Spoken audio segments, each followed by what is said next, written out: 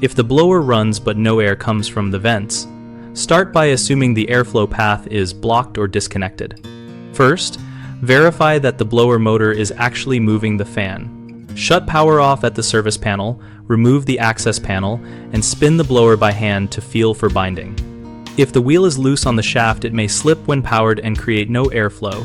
Tighten the set screw or replace the blower assembly following manufacturer torque specs.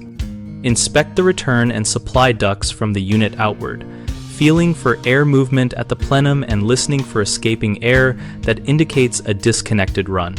Replace or thoroughly clean any filter that looks dense or gray, because a filter can be so clogged it chokes airflow even though the motor runs. Check for a collapsed flex duct by following the run with your hands and straightening any kinks, and for disconnected ducts by tracing seams and feeling for leaks while the system runs. Finally, confirm dampers are in the correct positions and not closed or jammed, and that any motorized damper actuator is powered and moving when the thermostat calls for air.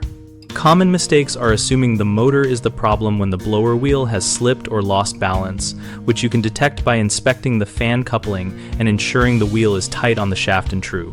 Another frequent issue is missing or crushed flexible ductwork that dramatically reduces flow, so trace and correct every flexible run and replace sections that remain creased.